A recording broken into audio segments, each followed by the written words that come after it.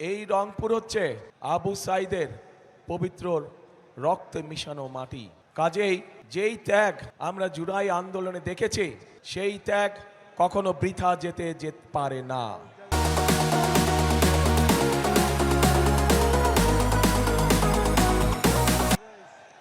আমাদেরকে যে কোনো মূল্যে সেই ত্যাগের মূল্যায়ন করতে হবে।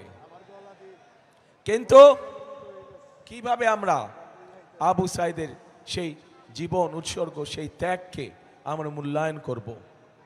আমরা তাদের সেই ত্যাগকে, আবু সাইদ সহ যে 1400 ব্যক্তি শহীদ হয়েছে, যে 1400 ব্যক্তিকে হত্যা করা হয়েছে, এই মানুষগুলোর ত্যাগের মূল্যায়ন আমরা তখনই করতে পারবো যখন এই দেশের মানুষের রাজনৈতিক অধিকার এবং অর্থনৈতিক অধিকার প্রতিষ্ঠিত হবে, যার জন্য আবু সাইদ সহ আরো হাজারো মানুষ জীবন উৎসর্গ করে গিয়েছে।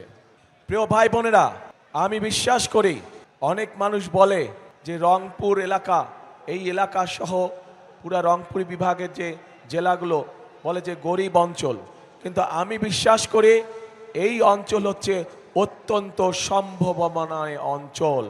শুধু দরকার সঠিক পরিকল্পনা, শুধু দরকার সঠিক ব্যক্তির, শুধু দরকার সঠিক নেতৃত্বের।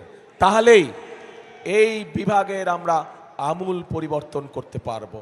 কিন্তু সেই আমূল পরিবর্তন করতে হলে ওই যে বললাম, সঠিক ব্যক্তি এবং সঠিক নেতৃত্ব দরকার।